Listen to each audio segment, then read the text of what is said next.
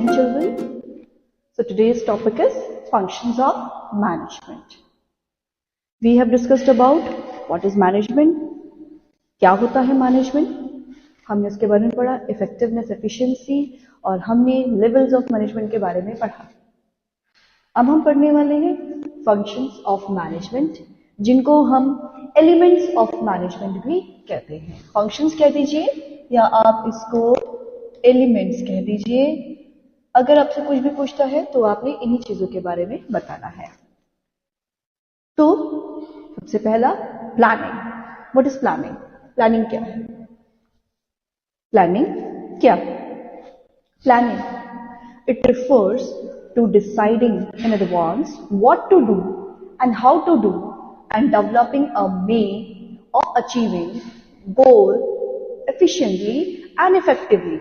मतलब आप ये देख रहे हैं कि आप उस चीज को किस तरीके से करना चाहते हैं. मतलब पहले सोचना. एडवांस का मतलब पहले आप सोच रहे हैं क्या करना है, कैसे करना है और उसको आप इफेक्टिवली कैसे कर सकते हैं. ये आपका प्लानिंग कहता है. जैसे कि आपके एग्जाम्स आने वाले हैं तो आप क्या करेंगे? प्लानिंग बनाएंगे. मुझे कितने से कितने बजे तक पढ़ना है, क्या पढ़ना है, कितना मेरा कोर्स है, हर चीज को आप प्लान करेंगे. तब आपकी क्या होगा? आपका प्लानिंग प्रॉपर वे में हो पाएगी. सो कैसे आप मतलब प्लानिंग को और अपने वो कर पाएंगे, इफेक्टिव कर पाएंगे? सोचा है आपने, अब आपका एम क्या है? उसको बेहतर करना. तो हम इसको एक पर्टिकुलर वर्ड से डिफाइन कर सकते हैं कि आपने ऑब्जेक्टिव सेट किया. You have set objective.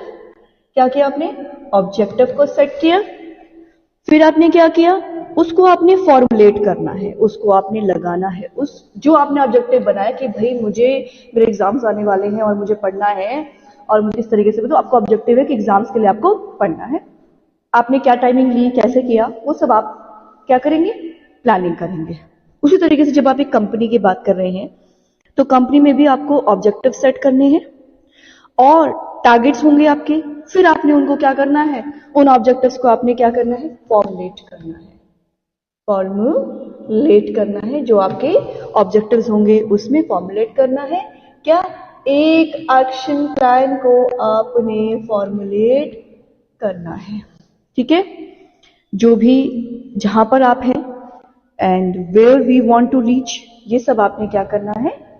Where you are and where you want to reach का गैप जो है वो आप कैसे फुलफिल करेंगे? प्लानिंग से. क्यों इसलिए इंपॉर्टेंट होती है प्लानिंग? देखो बच्चों, क्या होता है कि कई बार हम कुछ चीज प्लान नहीं करते हैं तो हमें गलत हो जाएंगे. तो प्लानिंग से ही होगा. हमने सोच रखा है कि ऐसा होना है, फिर वो चीज नहीं हो पाई तो हम उसको इम्प्रूव कर सकते हैं. इसलिए प्लानिंग जरूरी होती है. क्योंकि हमने क्या पढ़ा? एक एम्प्लॉय को इफेक्टिव भी होना है और एफिशिएंट भी होना है. वो इफेक्टिव और एफिशिएंट कब हो पाएगा? जब उसने प्लानिंग कर रखी होगी कि भाई मुझे 100 दिन में ये टारगेट अपने मैनेजर्स को कंप्लीट करके देना है.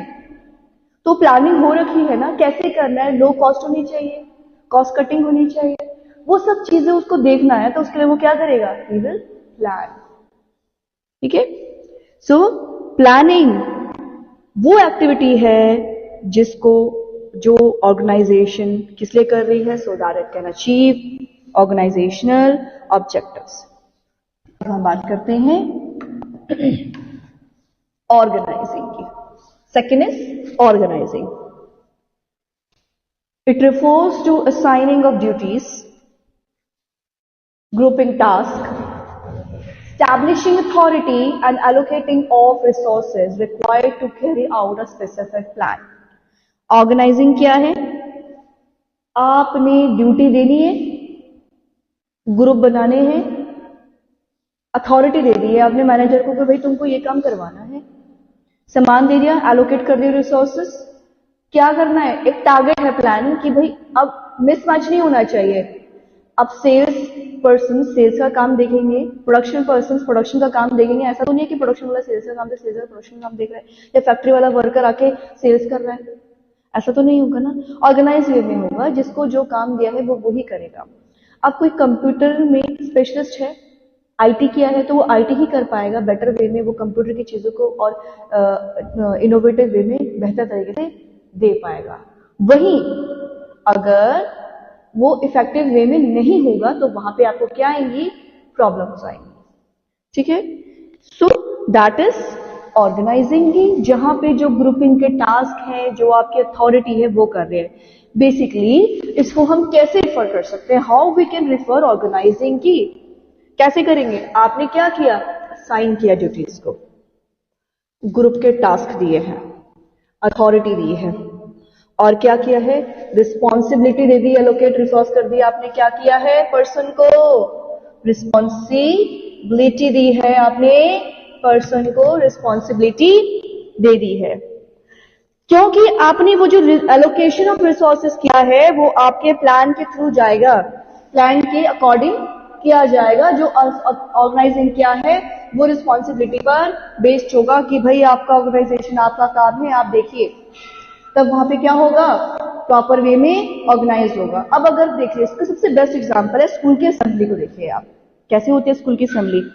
अगर क्लास 1 के बच्चे क्लास 12 में जाके खड़े हो जाएंगे, क्या वो ऑर्गेनाइज लगेगा, नहीं लगेगा। क्लास टीचर्स क्या करते हैं, प्रॉपरली अरेंज करते हैं अपने क्लासेस में कि क्लास 1 के बच्चे छोटे हैं, ये यहाँ पे खड़े होंगे, फिर बड़े हैं, मिस मैच नहीं करते हैं।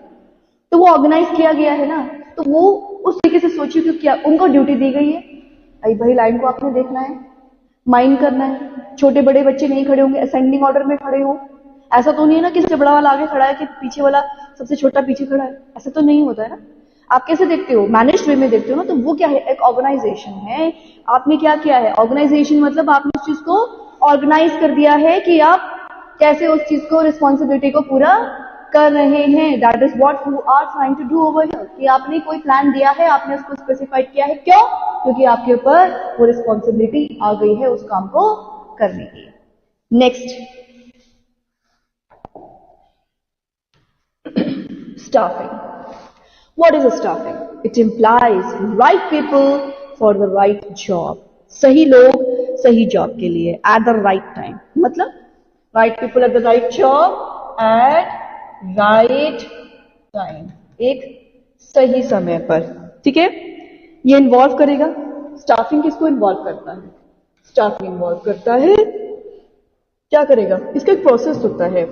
आप अगर इसका सीक्वेंस देखेंगे, प्रोसीजर देखेंगे, आगे जब हम ये पढ़ने वाले तो उसका प्रोसीजर आता है। तो उसका प्रोसीजर क्या होगा, इसमें आपने क्या, राइट टाइम पे राइट पीपल को आपने डाला, राइट जॉब पे सही समय पे। ऐसा तो नहीं ना जब आपका रिसेशन चल रहा है, लोगों का आपका जब रिसेशन पीरियड चल रहा है तो आप लोगों को एम्प्लॉय कर रहे हैं, नहीं ना। बूम पीरियड में तो आप लोगों को एम्प्लॉय करते हैं। जैसे कि मैंने हम लोग डिस्कस करते हैं, आपकी जो बिजनेस साइकिल होती है वो क्या जाती है, एक फेज में चलती है आपकी बिजनेस साइकिल। इसके 4 फेजेस होते हैं, 1 2 3 एंड 4। इसके 4 फेज है, फिर से वो फेज रिपीट किए जाते हैं। यहाँ तक एक फेज चलता है, फिर एक फेज, फिर वो फेज आगे जाकर रिपीट किया जाता है। इस तरीके से होता है ना। तो first phase boom phase, recession, depression, है ना, रिकवरी फेज। तो इस तरीके से आपका चलता है। यहाँ पे आप क्या करते हैं, लोगों को एम्प्लॉय करते हैं, यहाँ पे आप लोगों को एम्प्लॉय नहीं करते हैं। देन क्या यहाँ पे मतलब कोशिश की जा रही है स्टाफिंग में, यू आर एम्प्लॉइंग, आपने क्या दिया, रिक्रूटमेंट करा। What have you done, recruitment.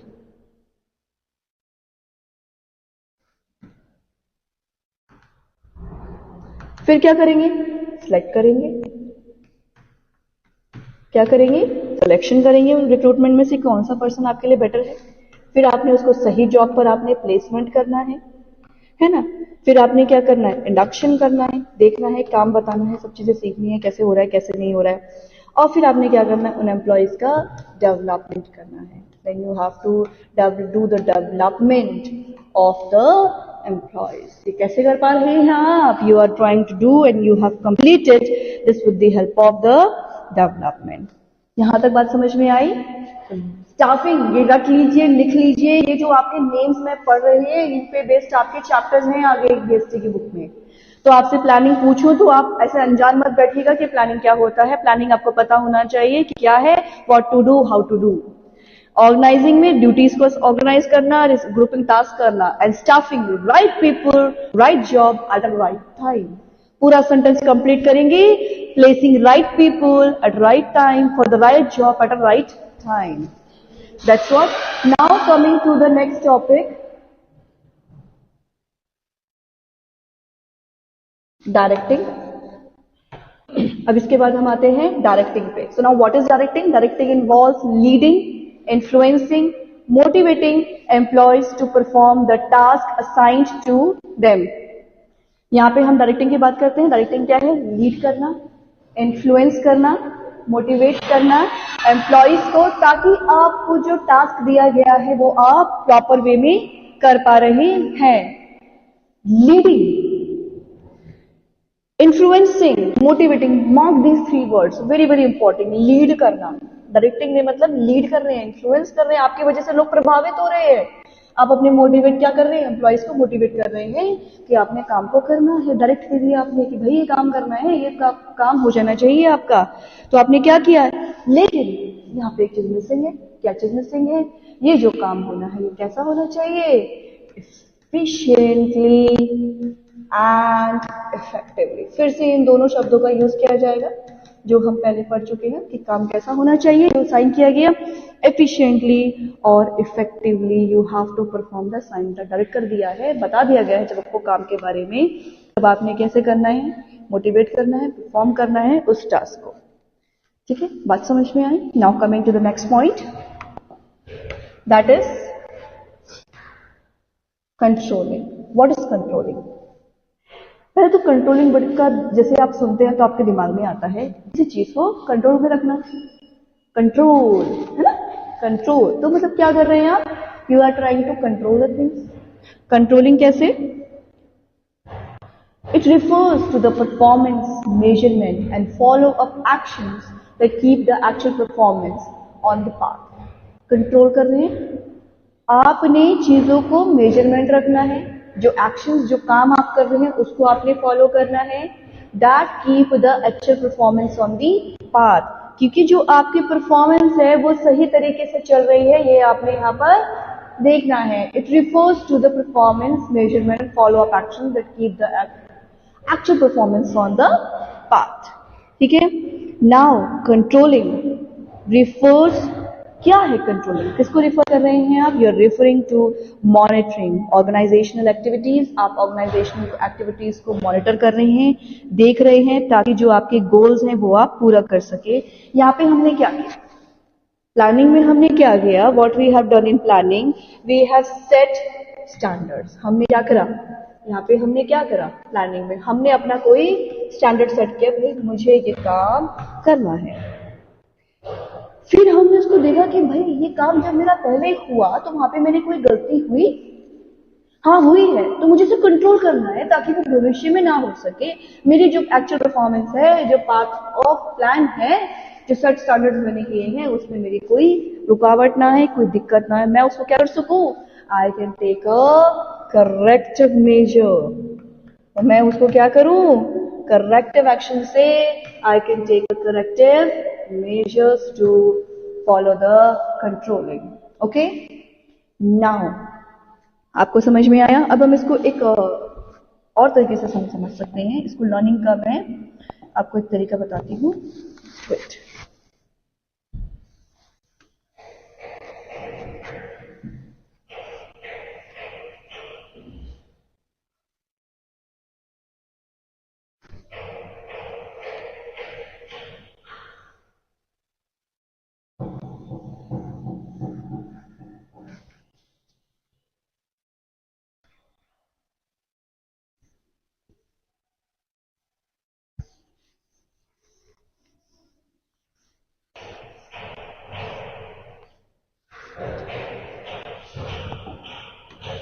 Okay, क्या है? इसको लर्न कैसे करेंगे? What is functions of management?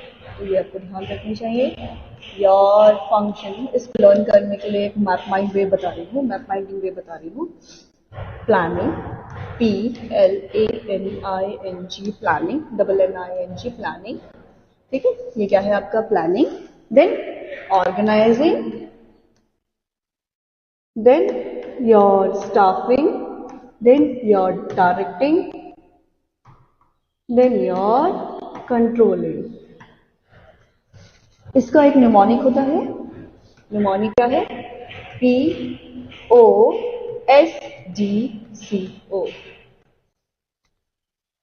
इससे POSDCO पोस्ट को इससे आप लर्न कर सकते हैं planning, organising, staffing, directing and control.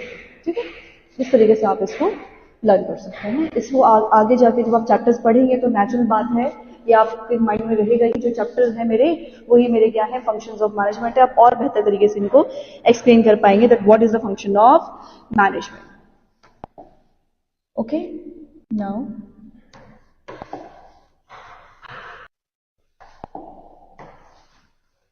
Coordination, the essence of management. ये क्वेश्चन कई बार बोर्ड में आता है कि why coordination is the essence of management.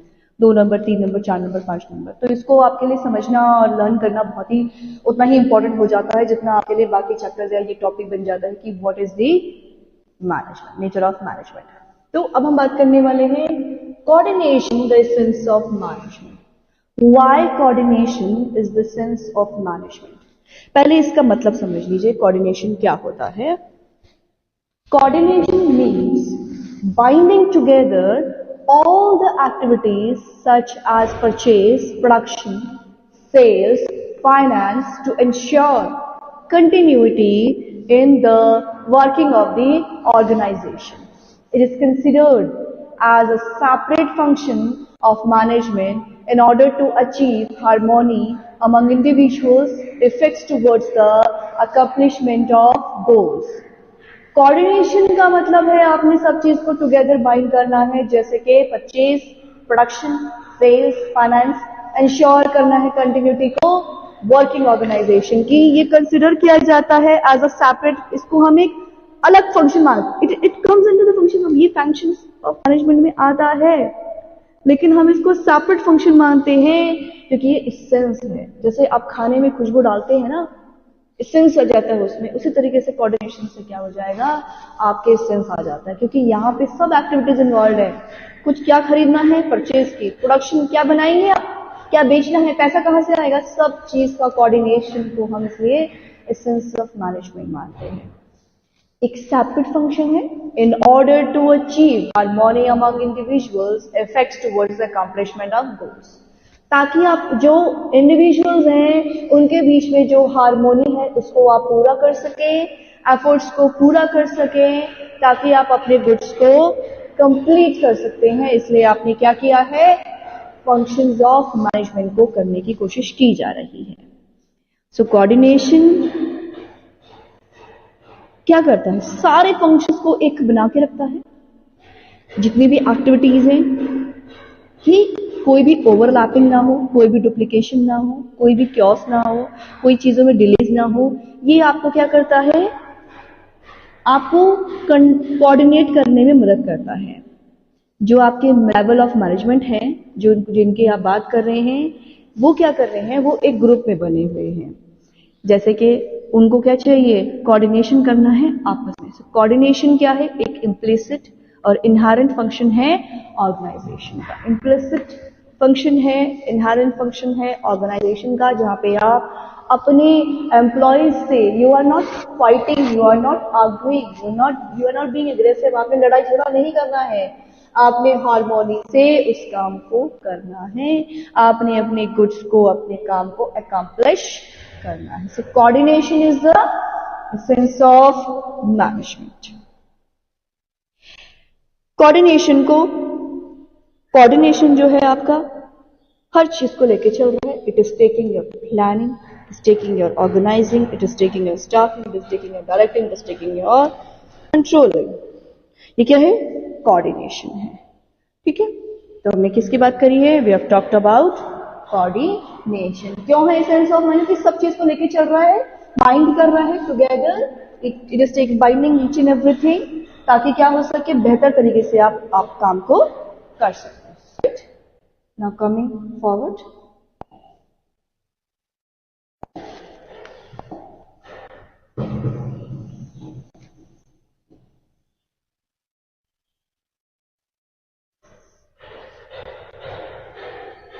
Features of coordination की बात करते हैं। ये क्या है, These are features. What are these?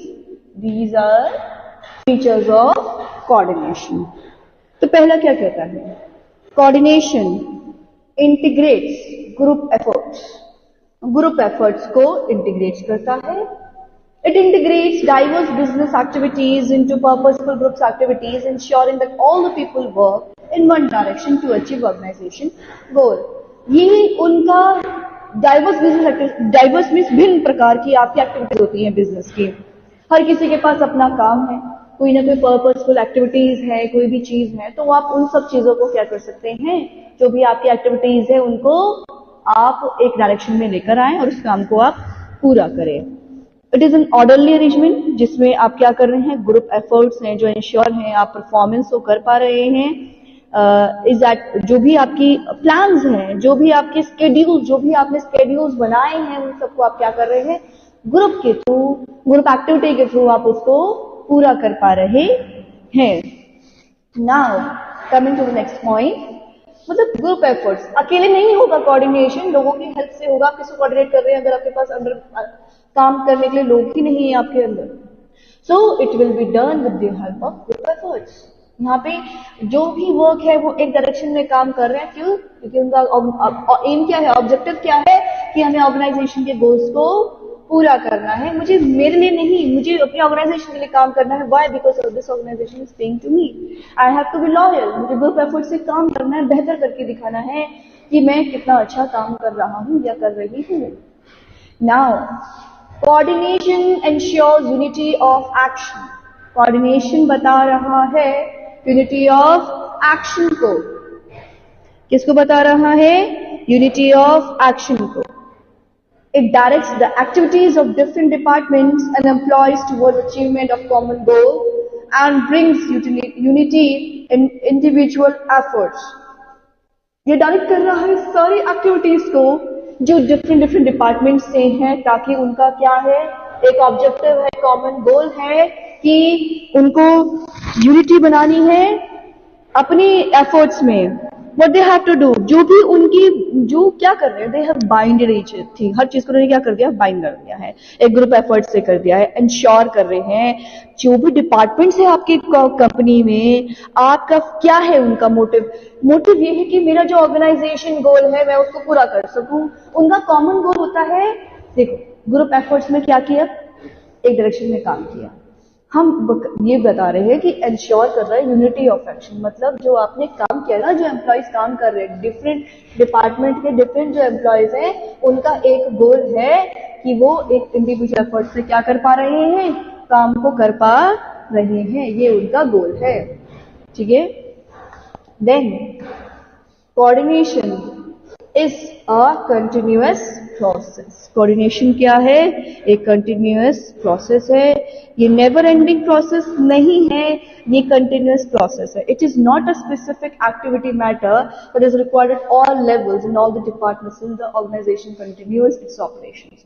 Coordination एक नेवर एंडिंग प्रोसेस है. हर लेवल, हर जगह ये किया जाएगा. प्लानिंग से शुरू होता है और आपके कोऑर्डिनेशन, कंट्रोलिंग सब जहां तक ये कंटिन्यू चलता रहता है.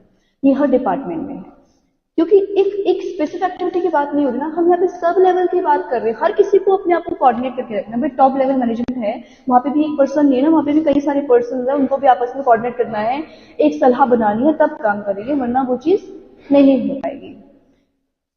तो यहाँ पे क्या है, कोऑर्डिनेशन होना बहुत जरूरी है. Then again next word, very very important, all time favourite for every student, coordination is all pervasive function. यहाँ पे बात की जा रही है परवेसिव होने की. यहाँ पे बात की जा रही है परवेसिव होने की. परवेसिव मतलब कंटिन्यूअस, सतत, लगातार चल रही प्रक्रिया. तो कोऑर्डिनेशन क्या है, परवेसिव फंक्शन है. क्यों? It is universal in nature. अब ऐसा तो नहीं है ना कि यहाँ पे इंडिया में कोऑर्डिनेशन हो रहा है, अमेरिका में कोऑर्डिनेशन नहीं हो रहा है, या कोई यूरोप में बैठा तो उधर कोऑर्डिनेशन नहीं हो रहा है. एशिया या किसी भी 7 कॉन्टिनेंट्स में कहीं भी बैठ जाए, कोई भी बिजनेस कर रहे हैं, वहां पे कोऑर्डिनेशन जरूरी है. तीनों लेवल ऑफ मैनेजमेंट है, वेदर टॉप, मिडल और लोअर.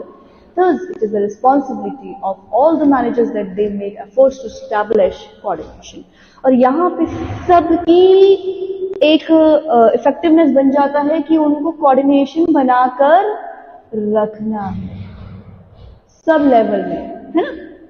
तो परवेसिव फंक्शन मतलब यूनिवर्सल है, जितनी भी एक्टिविटीज है डिपार्टमेंट्स में आप उनको मेंटेन कर रहे हैं, हर चीज कर रहे हैं। और यहाँ पे जब हम बोल रहे हैं कि कोऑर्डिनेशन रिस्पॉन्सिबिलिटी है ऑल मैनेजर्स की, तो यानी कि चाहे वो टॉप लेवल का हो, चाहे मिडिल लेवल का हो, चाहे लोअर लेवल का हो, कहीं का भी हो, उसकी रिस्पॉन्सिबिलिटी बनती है उसको स्टैब्लिश करने के लिए कोऑर्डिनेशन।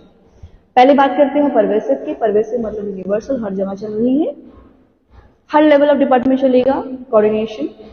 मेंटेन करने के लिए इंपॉर्टेंट होता है कोऑर्डिनेशन, ताकि ओवरलैपिंग या जो भी कोऑर्डिनेशन है उसके गैप को आप खत्म कर सके। बेसिकली क्या बेनिफिट होगा इससे, सबसे इंपॉर्टेंट एक वर्ड इसमें मार्क कर लीजिए, ओवरलैपिंग में मदद करता है। कहीं पर भी आपकी जो ये ओवरलैपिंग की प्रॉब्लम है वो नहीं होगी अगर आपने प्रॉपर कोऑर्डिनेशन किया है। अब हम बात करें रिस्पॉन्सिबिलिटी क्या है मैनेजर्स की, तो हमने अभी भी पढ़ा कि ये तीनों लेवल में चाहिए। जितना टॉप लेवल मैनेजमेंट को करना है उतना ही कोऑर्डिनेशन लोअर लेवल मैनेजमेंट को करना है ना। तो वही चीज हमने देखी है कि ये कोऑर्डिनेशन क्या है, यहाँ पे हर लेवल ऑफ मैनेजमेंट में इंपॉर्टेंट है, is important at every level of management, है ना। तो अब क्यों, क्योंकि हम जो भी काम कर रहे हैं, जो भी हमारे लिए इम्पोर्टेंट है, वो हमें क्या बना रहा है, हमारे काम को बटन देगा अगर हम कितने बेहतर तरीके से काम कर रहे हैं। परवेसिव बता दिया है हमने कोऑर्डिनेशन को, क्योंकि हर जगह चल रहा है। रिस्पॉन्सिबिलिटी है मैनेजर्स की, भाई जिसको काम दिया है टॉप लेवल अथॉरिटी में मैनेजर को बोलेगी ना मैंने आपको काम दिया है, कैसे कर रहे हैं आप, तो वो चीज है यहाँ पर। Again the last function of coordination, coordination is a deliberate function. Coordination एक डेलिब्रेट फंक्शन है। Coordination is never established by itself, rather it is conscious effort on the part of every manager. Coordination क्या है, अपने आप से नहीं होता है, ये कॉन्शियस उसकी सूझबूझ पर डिपेंड करता है, मैनेजर की सूझबूझ पर डिपेंड करता है। Cooperation is voluntary effort of employees help one another. ये cooperation जो है वॉलेंट्री होता है, एक दूसरे को मदद कर रहा है।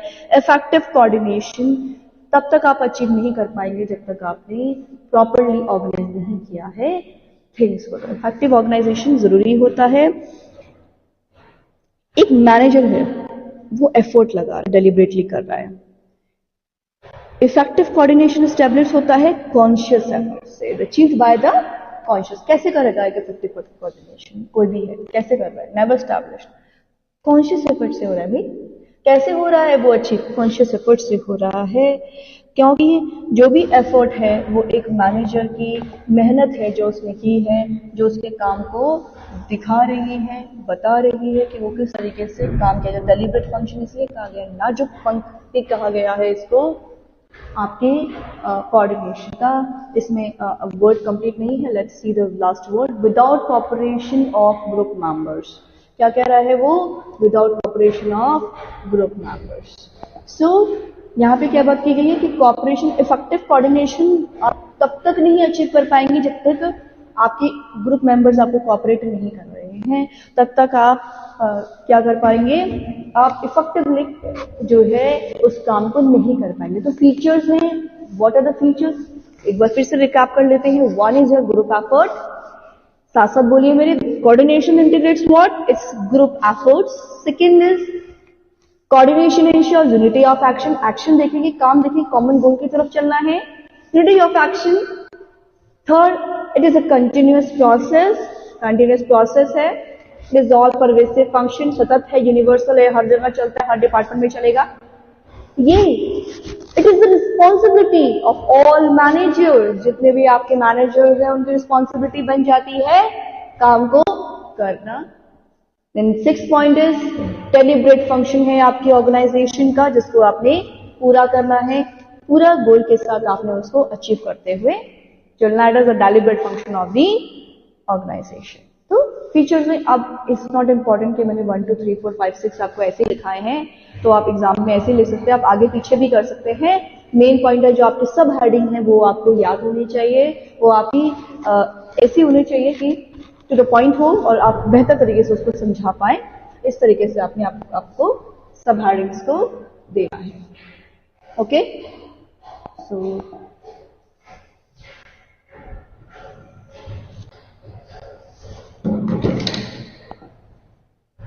नाउ कमिंग टू द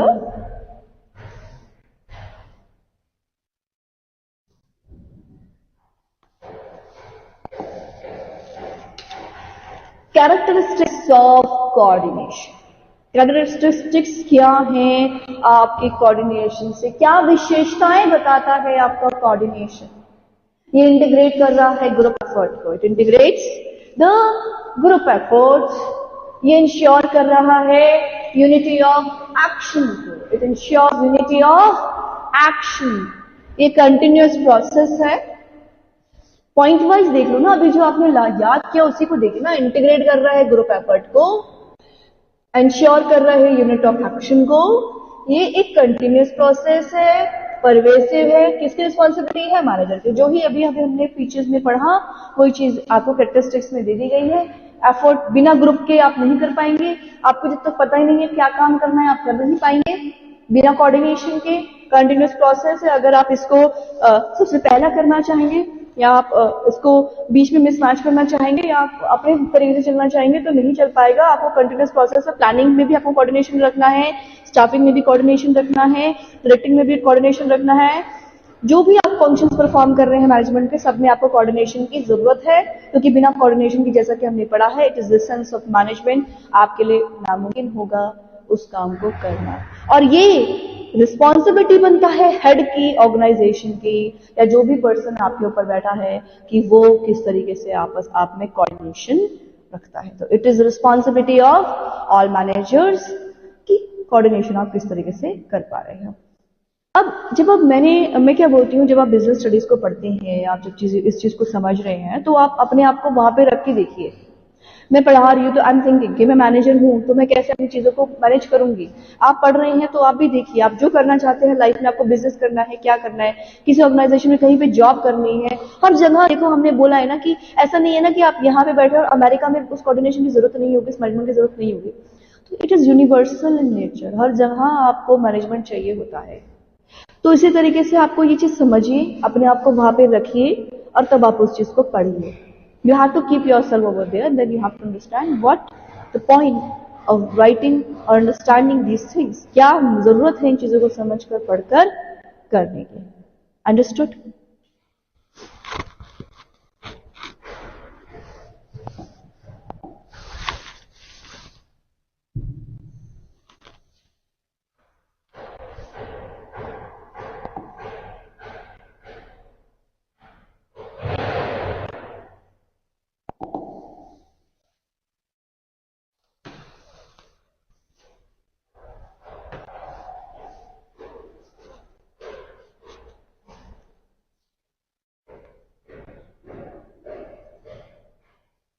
इसके बाद ये आपका इस चैप्टर का लास्ट टॉपिक है, इंपॉर्टेंस ऑफ कोऑर्डिनेशन।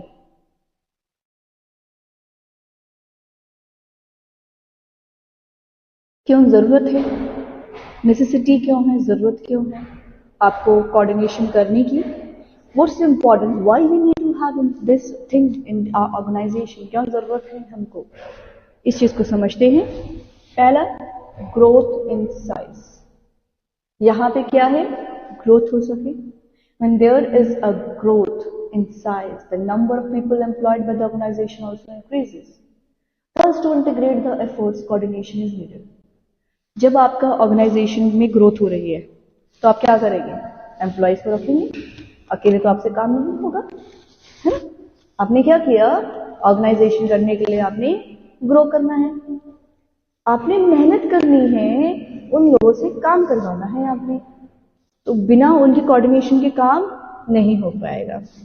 अब जैसे मैंने बोला, बूम पीरियड आता है हमारी बिजनेस साइकिल में, आता है, तो वहां पे क्या होता है? हमारी ग्रोथ हो रही है ना।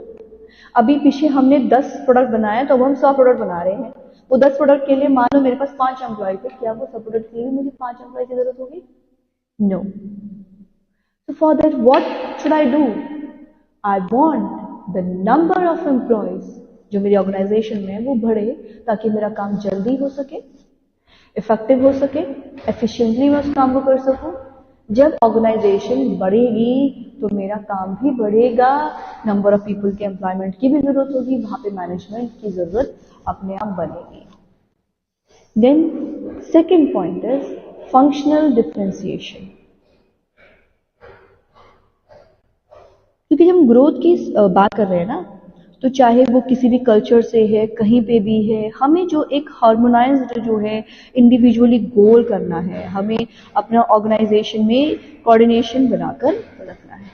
ठीक है ना। Functional differentiation, all the departments and divisions may have their own objective, policies and their own style of working। अब मैं ऑर्गेनाइजेशन की बात कर रही हूँ, किसी सेपरेट डिपार्टमेंट की बात कर रही हूँ एंड डिफरेंट गोल्स की मैं बात कर रही हूँ। The process of linking these activities is achieved by coordination.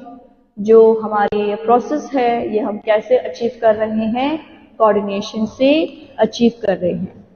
All the departments and divisions may have their own objectives। हर किसी डिपार्टमेंट का हर चीज का एक ऑब्जेक्टिव होगा, कुछ पॉलिसीज होंगी, कुछ काम करने के तरीके होंगे जिस तरीके से वो कर रहा है। वो एक जब तक उनका आपस में लिंक नहीं होगा डिपार्टमेंट्स का, तब तक वो प्रॉपर वे में काम नहीं कर पाएंगे। ठीक है। So the importance is separate department है, डिफरेंट गोल्स हैं, so process of linking this activities ताकि आप कोऑर्डिनेशन बेहतर तरीके से कर पाए। And the third point is specialization। क्या है, मोस्टली जो आपके स्पेशलिस्ट होते हैं, जो सुपीरियरिटी और प्रायोरिटाइजेशन जोन ऑफ एक्टिविटीज के अंदर होती है, वो स्पेशलिस्ट क्या करते हैं, होलसम एफर्ट लगाते हैं, एक सीक्वेंस में इंटीग्रेटेड एफर्ट में काम करते हैं। तो जैसे मॉडर्नाइजेशन ऑर्गेनाइजेशन एक बहुत ज्यादा एक हाई डिग्री ऑफ स्पेशलाइजेशन का हम मानते हैं कि एक हाई डिग्री ऑफ स्पेशलाइजेशन जरूरी होती है मॉडर्न ऑर्गेनाइजेशन करने के लिए। Coordination is required among different specialist because of their different approach and judgement. अब जब आप कोई प्रोडक्ट बना रहे हैं, मान लीजिए इसको ऐसे समझिए, आपने कोई प्रोडक्ट बनाना है, फॉर एग्जाम्पल हमने देखा कि खादी का मान लीजिए 1000 रुपीज का सोप आ रहा है, एग्जाम्पल लीजिए, स्पेसिफिक एग्जाम्पल। अब उन्होंने देखा कि क्वालिटी तो वो बहुत अच्छी दे रहे हैं, लेकिन लोग खरीद नहीं रहे हैं, सेल कम है, तो क्या करेंगे। उन्होंने सोचा कि थोड़ा हम साइज कम कर देते हैं, क्वांटिटी कम कर देते हैं, लेकिन हम अमाउंट भी कम करेंगे। तो उसको करने के लिए what they want high degree of specialisation, कि वो कैसे क्या कम कर सकते हैं, क्या अप्रोचेज हैं, क्योंकि हर किसी की राय अलग होती है। इट्स नॉट इम्पॉर्टेंट कि सबकी राय जैसी हो जाए, तो हर किसी की राय अलग होगी, डिफरेंट हो जाएगी। तो उस चीज को पूरा करने के लिए what they want a specialisation zone. तो हमने क्या पढ़ा है, हमने पढ़ा है कि इंपॉर्टेंस क्या है कोऑर्डिनेशन का, कि ग्रोथ हो रही है, फंक्शनल डिफरेंशिएशन से हमें मदद मिल रही है, स्पेशलाइजेशन में हमें मदद मिल रही है, जो भी हमारे ऑर्गेनाइजेशन है उन सब चीजों में मदद मिल रही है। नेक्स्ट इज क्या कहता है, management in the 21st century क्या है, नए तरीके से, नए टेक्नोलॉजी से काम को करना, हर चीज को पॉसिबल बनाना, एक ग्लोबल ऑर्गेनाइजेशन बनाना, ग्लोबल एंटरप्राइजेस में करना, क्योंकि टेक्नोलॉजी नहीं आ रही है, नए इक्विपमेंट्स आ रही है, हर चीजें नई बढ़ रही हैं, टेक्नोलॉजी बनने आपको यहाँ पर है तो आपको अमेरिका से, अदर डेवलप्ड कंट्रीज से बीट करना है, तो आपने उन चीजों को क्या करना है, फुलफिल करना है। तो उन चीजों को फुलफिल करने के लिए what you want what proper coordination, proper चीजें बेहतर तरीके से हो, यही आप यहाँ पर चाहेंगे। तो मैनेजमेंट कैसा होगा 21st सेंचुरी में, it is means of new ways, new ideas से आप काम को करें, ऐसा होना चाहिए आपका मैनेजमेंट।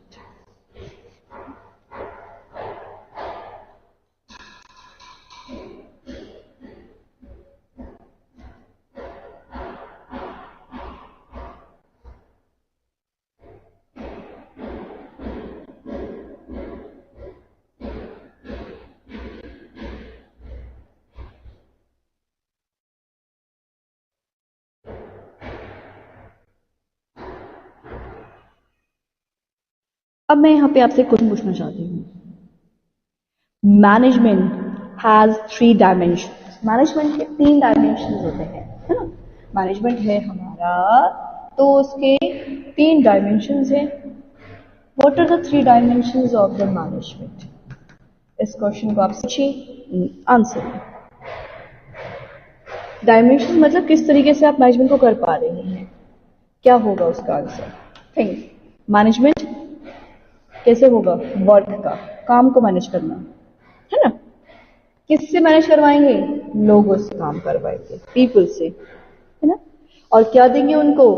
उसको ऑपरेशंस देंगे कि आपका टारगेट ये है और आपने इस तरीके से काम करना है। तो मैनेजमेंट के क्या डायमेंशंस हैं? Work, management at work, management of the people and management of the operations. ठीक है, तो यहां पे ये बताया जा रहा है। अब ये बताइए, क्या मैनेजमेंट एक इंटेंजिबल फोर्स है? बिल्कुल एक इंटेंजिबल फोर्स है। क्यों? क्योंकि हम क्या मान रहे हैं मैनेजमेंट को? It can not be seen, it can not be touch, but you are trying to do it, ताकि आप अपने ऑर्गेनाइजेशन को क्या कर सकते हैं? बेहतर बना सकते हैं। ठीक है, तो ये ध्यान रखिए जब आपको हम मैनेजमेंट पढ़ रहे हैं, तो management is what? Management is a process of designing, maintaining a environment of the environment. Management is the process of you can say designing or developing and maintaining an environment in which people work together. Management क्या है? आपने एक ऐसा environment बनाना है जिसमें लोग आपस में काम कर पा रहे हैं। एफर्ट है हर एक इंडिविजुअल का, हर एक पर्सन का उस टारगेट को कंप्लीट करने में। अगर 5 एम्प्लॉय से मैंने 10 एम्प्लॉय किए हैं, क्यों किए हैं? क्योंकि उस 5 जो एक्स्ट्रा मैंने एम्प्लॉय किए उनको एफर्ट लगेगा उस काम को कंप्लीट करने के लिए। तो ये मैनेजमेंट कैसे होगा? हर एक इंडिविजुअल के एफर्ट से होगा। Management can not be scene but noticed. Management आप देख नहीं सकते हो, इट्स इंटेंजिबल, लेकिन आप नोटिस करोगे, टारगेट बनाओगे ताकि आपके एम्प्लॉयज क्या रह सके? हैप्पी रह सके। ठीक है, now coming to the coordination, जो आपके बीच में क्योस है, जो डिपार्टमेंट्स में उसको आप फिल कर सकते हैं। यहाँ पे टीम वर्क है, इंटीग्रेट्स एफर्ट्स करता है डिपार्टमेंट्स को, इंडिविजुअल्स को। It is a part of all functions of management. जो भी आपके फंक्शंस है, आपके हर मैनेजमेंट जो है एक फंक्शंस है, हर पार्ट में मैनेजमेंट आपको, जैसे एक माला है, से गार्लैंड, उसको तागे में आपने क्या किया है? उसके तागे में आपने हर एक फूल को पिरोया है ना। You have put each and every flower one by one into that. उसी तरीके से स्टेप बाय स्टेप जब आपने फ्लावर बनाया तब वो एक गार्लैंड बनता है, तब वो एक माला बनती है। तो उसी तरीके से मैनेजमेंट क्या है? आपका फंक्शन है मैनेजमेंट, जिसके मेहनत के बिना आप कोई भी काम नहीं कर सकते हैं। आपने मैनेजमेंट में हर फंक्शन को बाइंड करके रखा हुआ है। So these are certain things जो आपको समझने की जरूरत है कि क्या मैनेजमेंट है। अब इससे बेस्ड सर्टेन क्वेश्चंस आते हैं जिनको आप पढ़ें, करें, समझिए और आपको बेहतर होगा उसको करने में।